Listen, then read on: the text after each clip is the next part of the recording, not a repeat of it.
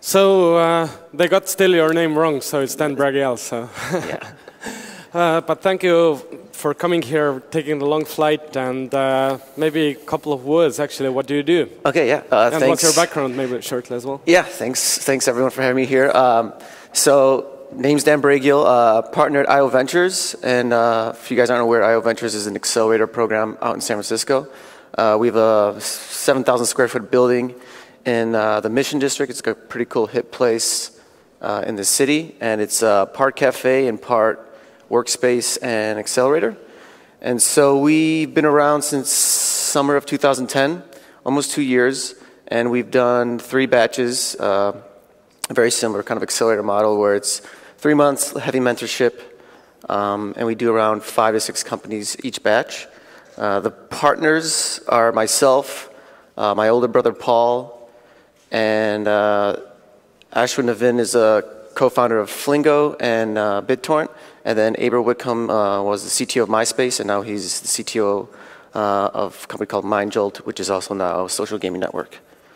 Okay, so you've seen many cool people, cool startups here in Estonia and in the region. So what's the reason? Why should they leave? Why should they come to the Valley? Why should they come to your accelerator? Yeah, I mean, so coming to the States for any international company, I guess it all depends on what you want to do. If it's fundraising and that's it, it's an interesting idea.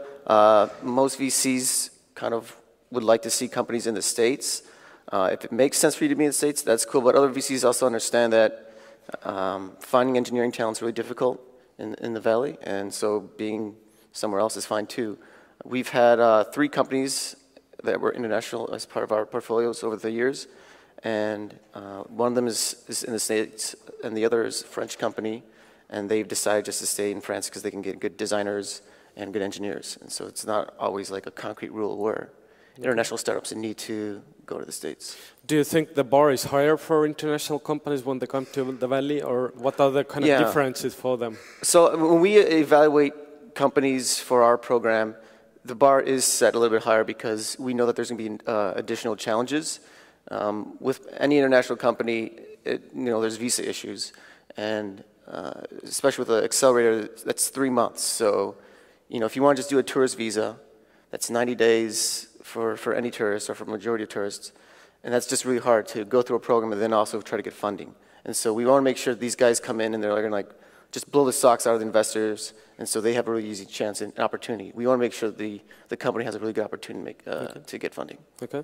What's your opinion? I mean, can the companies look at the accelerator as just the 3 months and then come back to Estonia or France? Or, I mean, should they still stay there in the US after they're finished? I think it just instills a lot of confidence for VCs when they know that these guys are in the States. Even if the long-term goal is kind of established that you want to be in the States, that's also helpful. I know that it takes a long time to kind of establish visas and all that. But yeah, it's also very much like the lawyers. It just depends on the company. Okay. If you're dealing in media, it's probably good to be in the States. If you're in an entertainment company, yeah, you want to be in LA or New York. Ad networks, it makes some sense to also be in New York. But if you're just engineers, maybe it's fine staying. I guess it also depends how well you are doing. I mean, if you can handle everything and sell for millions, sell whatever, make revenues in millions from Estonia, why not do that actually? Yeah. So that's one of the potential. What are the common kind of pitfalls and mistakes you have seen maybe with the European companies coming to the US? I mean, why some do get accepted to accelerate, some don't, and also for more established companies, I mean, are they doing sometimes something wrong? Do you see a difference with European companies? I don't know if I really see much of a difference with European companies. I know that when we evaluate just companies through our application process, I think the challenging thing is we don't always know certain credentials in Europe or other countries. We don't know what the top schools may be compared to if we just see, like a Stanford or a Harvard. We're like, okay, we know that. We know that's really well school. You've done something well. So the challenging thing for an application is to really shine through and show that you're awesome. And so obviously having a demo of the product is great, but if not, then there's got to be other ways of knowing why we should be putting money into you. And so if you guys are a great team, if you've known each other for a while, saying something as simple as we've been best friends for 10 years instills a lot of confidence that you're going to be together. Because like the challenging part for any startup is sticking together. People always have reasons that they break up, and so if you've been working together that long, it's always a good sign. Okay.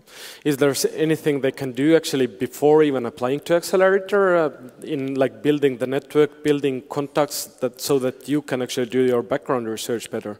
Yeah, I mean, if they can start networking or just even reaching out to a company that's similar in their space, just feeling out, just trying to contact anyone in the Valley for it to then kind of come back to the partners. This is not an international example, but one of our accelerator companies, they just did such a great job of networking that we got approached by like every single partner and founders of companies saying, "Oh, you should look into this guy." And then it started to make us think, okay, maybe we should spend some more time evaluating them, and then they got in. Has anything changed as regards to the international companies establishing themselves in the Valley in the last couple of years? I think there's a change in general as far as investors feeling more comfortable. We've almost 30%, 3 out of the 16 of our companies are international. We have a big appreciation for international companies. 500 startups, they seem to really enjoy, international companies. And so there's more and more people, opening their eyes and saying, okay, they're not going to just fall off the face of the earth and we'll never see them again and they're going to steal our money. There's more kind of acceptance for that. Can you maybe give one or two case studies of European companies either coming to your accelerator or just in the Valley that you followed and that you have seen like doing it right? Okay, yeah, so last year we accepted a company called Mobbles, M-O-B-B-L-E-S, and it's a mobile monsters game on the handheld, so kind of like Tamagotchi. And the big thing that they really did well was they had this amazing designer, and so the artwork was just like ridiculously beautiful. And so we would have kind of our standard dinners. We had investors and just entrepreneurs come and take a look at it. They weren't even pitching the product, and everyone just fell in love with it, and they wanted to put money in right away. And so, they didn't even know what they were doing right. They just built. The big thing is you just got to build something cool, and that's what they did. So they're the French team. They're in our accelerator program.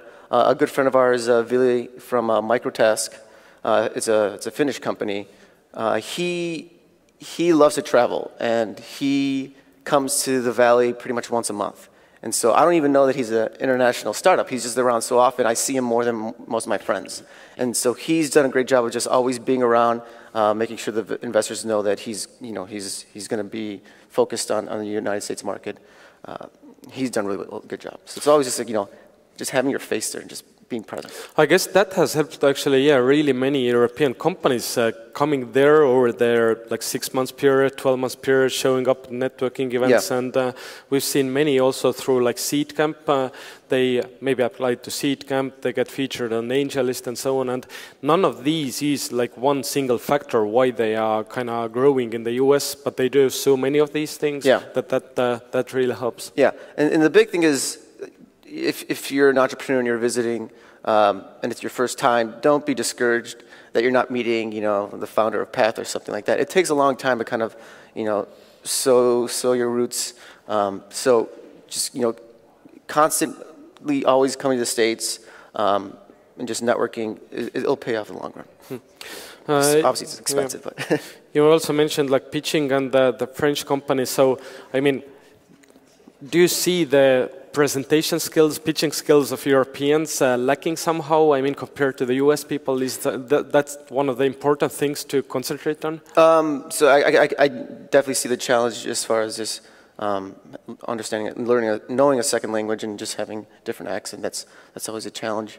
But if you pretty much can state the problem and how you're attacking it, you don't need anything super elaborate to really impress people. No. Yeah.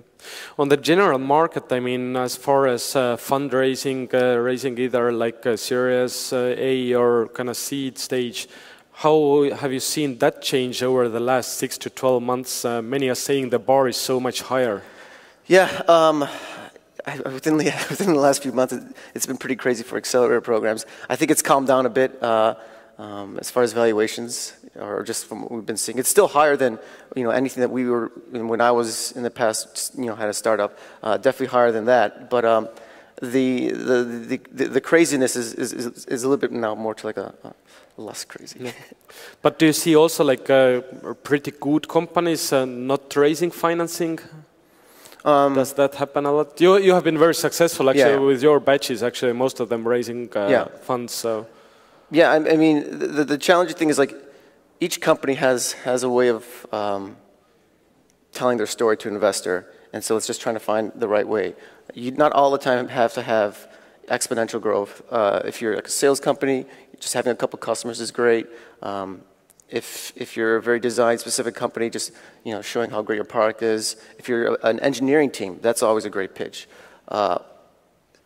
We've had a couple where the companies needed the kind of growth to show that the reason why they should be funded, and it took longer than normal. But if your product is something where you need to show some kind of traction, it's just going to take longer. So that's like the only negative. But yeah, you have to figure it out. You can't just sell crap. Yeah. Any kind of focus or kind of areas where you kind of believe maybe Estonian companies or European companies are more stronger, like which should come there? Is it easier for enterprise products, B2B products, consumer products? Well, it does seem like a lot. I've seen a lot of enterprise, and so that seems to be the strong suit. And it makes sense because you already have to start thinking kind of bigger picture. You can't build a social network in Estonia that won't ever get enough users for an investor to be excited. So it seems like enterprise has been a strong suit for this region. Okay.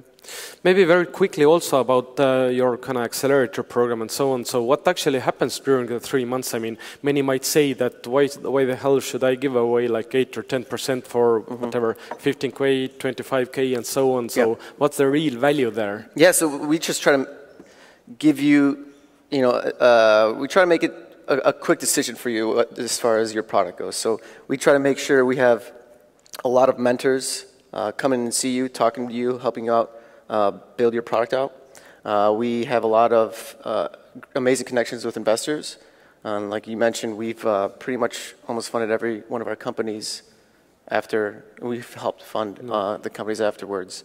And so our strong suit is really try to get you money after the program is over. And so, yeah, amazing connections. We try to give you 60 to 100 introductions to VCs. We have mentors from founders of PayPal, Yelp, Mint, OpenDNS, all these guys, they come to the building and talk to our companies, and these are founders, and so they know the pain points, and they just want to help you out. And then we're always there to kind of assist them in any way possible. Okay. But yeah, it's 3 months, it's just trying to figure out your product and getting it out there to get some funding. How far actually the companies or teams should be to apply to you? It varies. It has varied. We've had companies that are pretty much fully launched. And other ones, they're just 2 guys that have been working together for a while and have amazing credentials. We have a team that they've known each other for a very long time. Head of design at Flickr. They worked at a company called Splunk that went IPO. It was like a pretty easy pitch for us to say, okay, yeah, let's take you in. So any last tips for Europeans, Estonians looking to enter the US market? You got to have something good. You have to have a good product. It doesn't change whether you're an international startup or not. And don't be discouraged if you come out to the States first and you're not like already have a bunch of money in your pocket. Yeah. So build a product, build traction, and just show up there with a one-way ticket. Yeah, exactly. Yeah, exactly. Okay. So thank you, and you guys actually will be now involved in the Game Founders as well, the Estonian new game accelerator, or the European gaming accelerator. Yeah, Paul Bragiel, so part of your brother and your team might be here actually more often. So thank you for your time, and Dan will be here during the event as well. So feel free to approach him and ask anything. So okay, cool. Thank you. Thanks. Thanks, Jüri. Thanks, Dan.